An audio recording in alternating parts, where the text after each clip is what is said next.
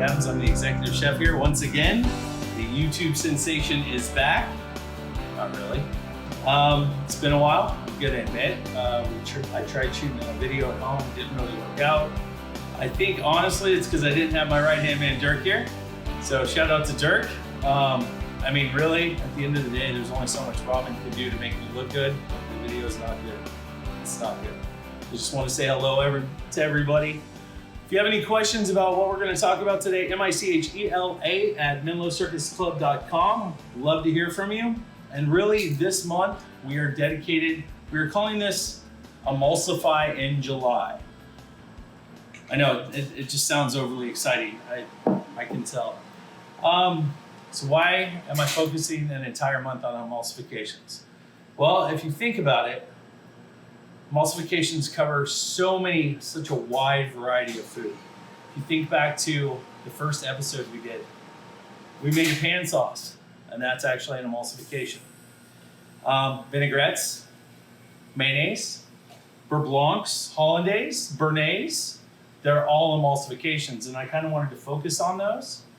I wanted to focus on what they are, go into the science a little bit, and then step by step kind of dissect each one of those sauces to kind of show you the way I like to do it, or what I consider is the best way to do it. So first of all, what is an emulsification and how do we get it to that point? So as far as cooking terms go, I'm not going to deal with other sides of chemistry, but we're going to take a water-soluble mixture, chicken stock, water, vinegar, eggs, and we are going to suspend fat molecules in that water-soluble mixture. Now, sounds easy, but really it's not. Because the water-soluble mixture, a little bit of science here, has a negative ion charge to it. It has a negative ion charge on one end and a positive ion charge on the other end, which means they want to go together.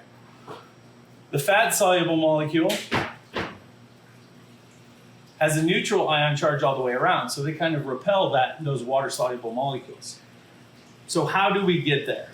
Well, we're going to take that fat and we're going to aggravate it so hard that it drops, that it turns into smaller molecular structures, so it starts to suspend in that water. And then we're going to disperse it throughout that water. Now, we can't just do that by taking that fat, adding it to that water, and giving it a quick shake. It just doesn't work like that, because really what you need is you need to add a small amount of fat to that structure, cause some friction to break it up, and then another small amount of fat, friction to break it up, and slowly break it up. Now, emulsifications, they're what I like to call dangerous. They're volatile in the sense that just because those fat molecules or those water molecules are separated out and dispersed, they still want to come back together, and that's what we call breaking.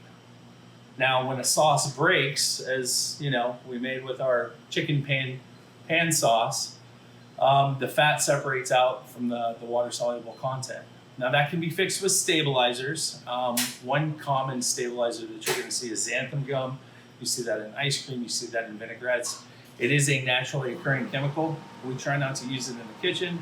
We try to go natural, but other stabilizers that help are going to be anything, and don't quote me on this, but I believe it's anything that has a protein in it. Mustard has protein in it. Chicken stock has protein in it, and that'll help to stabilize that emulsion. So how do we get there? Well, we got to aggravate it, and then hopefully we can stabilize it if we can. But once you add heat to that emulsification, like hollandaise, for example, it's going to break. So in order for us to get there, we're going to take our water-soluble, whatever it is. In this case, let's call it vinegar. We're just going to say vinegar because today we're just going to focus solely on vinaigrettes. We're going to take our vinegar, we're going to flavor our vinegar, and then either using a whisk, a mixer, an immersion blender, we're going to slowly pour the oil in there. Now, I mean, that pretty much leads us into vinaigrettes. Why do you need to make your vinaigrettes at home? You don't. There are plenty of good vinaigrettes at the store. They're perfectly delicious. The reason I think it's better to make vinaigrettes at home is A, price point. I think you can make a better quality vinaigrette at a cheaper price than what you're gonna buy. Secondly, flavor. I mean, you know what is going in there because it's all coming essentially from your hands. And third, and this is probably the most important thing, is pairing. Let's say you've got a cabinet full of store-bought vinaigrettes and you're making a butter lettuce salad with stone fruit and corn and some sort of cheese. Well, red wine vinaigrette doesn't really pair with that, and Italian vinaigrette doesn't really pair with that. Really, you want a sweeter vinaigrette. And this way you're able to build your own vinaigrette. You're able to kind of analyze the food. You're able to look at it and make a vinaigrette that really goes with what you're serving, and that's really going to help to bring out the flavor. So today, we're going to be making very simple balsamic vinaigrette, and we'll talk about the rules and how I like to do it, and the fastest way to do it, and one of the slower ways to do it actually. But Robin's going to post the recipe, all the ingredients, and I'm going to show you how it gets done. So first of all, let's talk about vinegars. There's 1,000 vinegars in the world. Use what you want. Generally, a balsamic vinegar I'm going to pair with fruit, spicier things, greens that are more robust, have more flavor. So an arugula, a chicory, a radicchio, an endive. You want that sweetness to kind of counteract the bitterness in those greens. A red wine vinaigrette. I mean, honestly, red wine vinaigrette to me goes with everything. I like it with broccoli. Actually, last night I ate a big bowl of raw broccoli with red wine vinaigrette on it. Green beans. All of your lettuce work really well with red wine vinaigrette. Not so much with fruit. Those flavors don't really match. But cucumbers, tomatoes work well with red wine vinaigrette. Technically, that's a fruit though. Champagne vinaigrettes. More springtime green vegetables, I'd say. Peas and asparagus and tarragon and butter lettuce. That's more the champagne direction. I like to use a white balsamic vinaigrette, which is, it's like a balsamic vinaigrette, but it's a little lighter in flavor. It's not as robust in your mouth when I'm doing anything with fruit. So you're pretty much, your opportunities are endless.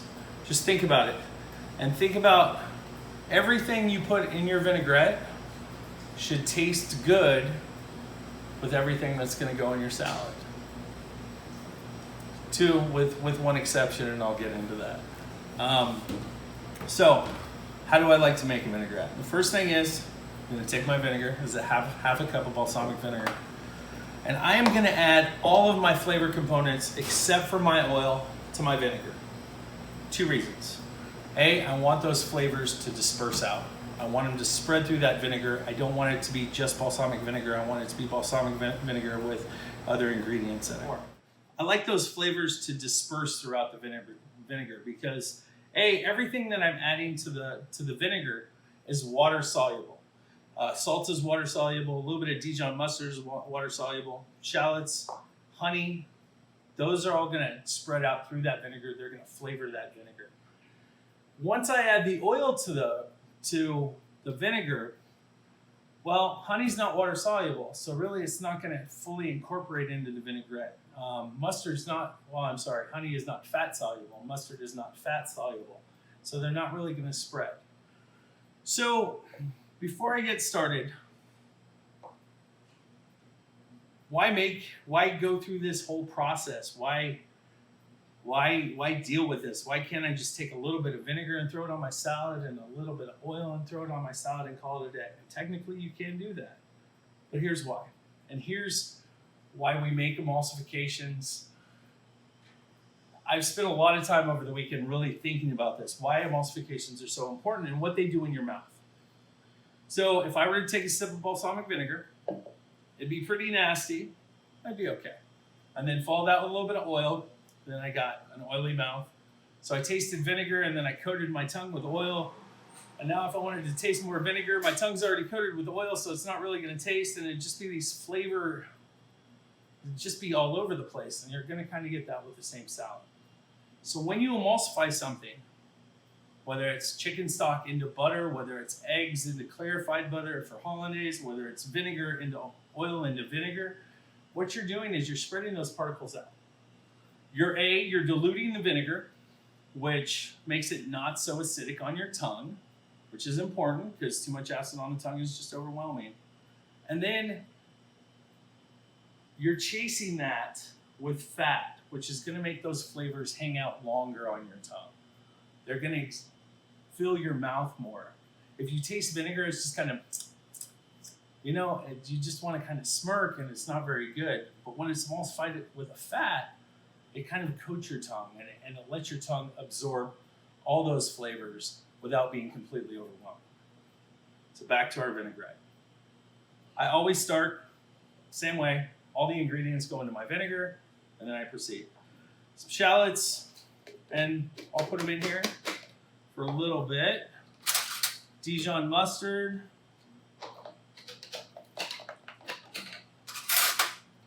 Salt, a tablespoon, and a little bit of honey.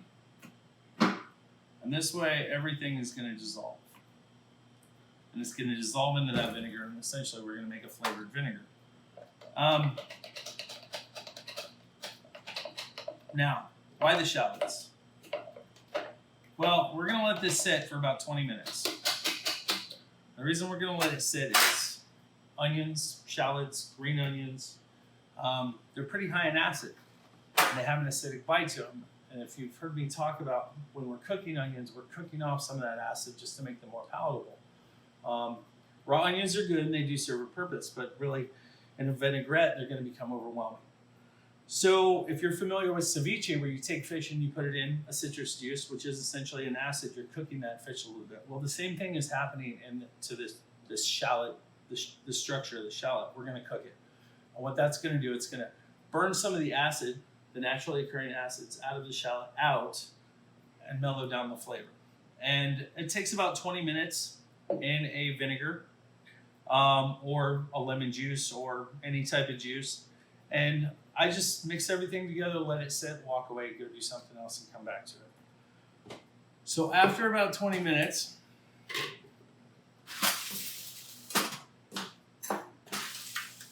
I'm going to strain my shallots out. And we'll get back to that. And I know that wasn't 20 minutes, but it's fine. I'm going to strain all those shallots out. We're going to get as much as that flavored vinegar out of there. And then we're just going to set them aside. We're not going to throw them away. We're just going to set them aside. We're actually going to add those back in. Now, at home, you can use a whisk. You can use a KitchenAid. You can use a food processor.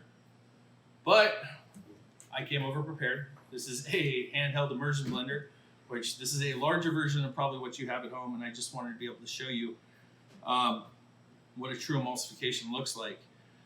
One quick thing about why we took the shallots out.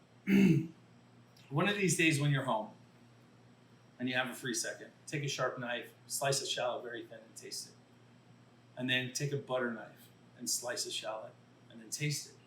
What you're going to notice is when you cut shallots with a dull knife, like this one, this is considered a dull knife. It changes the flavor of it. It brings out a certain funkiness. I'm not sure why. I have no idea how, but it definitely, I tell my guys if they cut shallots, don't ever do it in a food processor. Always do it by hand with a sharp knife because it really changes the flavor. And if you really want to notice, cut it and let it sit and check it the next day and see the difference between the two, because I think it has something to do with smashing the cells and walls of the shallot, releasing some of the coloring agents in the shallot, and that kind of interacts with the acids. So we leave the shallots out because we don't want to puree them. It's that simple. We don't want to cut them with a dull knife because it's just going to change the flavor. So I have my vinegar mixture here. I'm going to put my immersion blender there and make sure it's on low. And I'm going to very, very slowly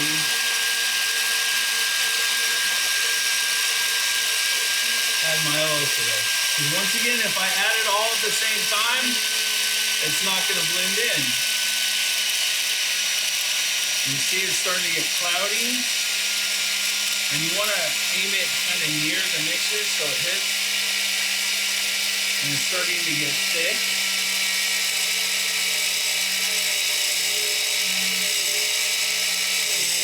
So this is my pure olive oil. I mean, we're getting nice. Now my extra virgin.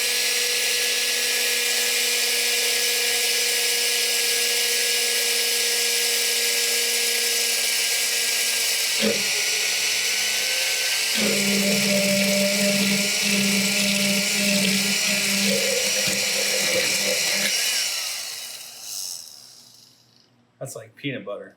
That's almost too thick, to be honest with you. But that is a true emulsion. Now, talk about ratios really quick because I realized I forgot to talk about ratios. When I make a vinaigrette, the ratio is always the same. 3 parts oil to 1 part vinegar. Usually I use 2 parts neutral oil, canola extra, or canola pure olive oil, grapeseed oil, 1 part extra virgin, 1 part vinegar. Now why? A, flavor-wise it works the best, and B, if your ratio goes above 3 to 1, it's going to break the emulsification. It's going to be too much oil. You're going to have all these little dots spread out with the water-soluble mixture of the vinegar, and it's just going to be too much, and it's going to overwhelm, and all of a sudden those oil molecule globules are just going to bond back together. And that's what happens when you break an emulsification. So that's really thick. So how do you pour that on a salad? Well, when I dress a salad, I don't actually pour it on the salad. I dress the bowl of the salad, which is a very traditional thing. I put in what I think should be the amount around the side of the bowl, and then I toss the salad in there. I think you get better coverage. It's better for the greens. Now, you can leave this in your refrigerator for up to 2 weeks, and it'll be perfectly fine. I know people who have had the same vinaigrette for 5 years, and they just keep adding to it and adding to it and adding to it and adding to it, and I've eaten their food and I didn't get sick, so that's a good thing.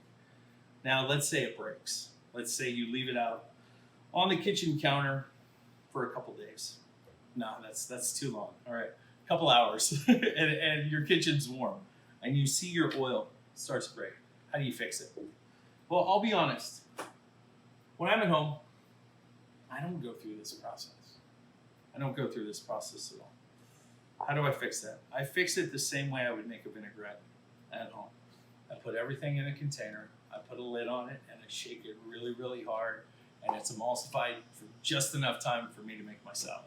And you can do the same thing with a broken vinaigrette. So I did forget to add the shallots back in. We are going to add the shallots back in. Or if you don't like shallots, leave them out. That's perfectly fine too. But that is probably the thickest vinaigrette I've ever made. Similar to a pain jus, similar to a hollandaise. Next week, mayonnaise. And why you want to make your mayonnaise at home and how mayonnaise changed my life. So, MICHELA@menlocircusclub.com. Mike Adams, nice to see you. Nice to be back. We'll see you at the club.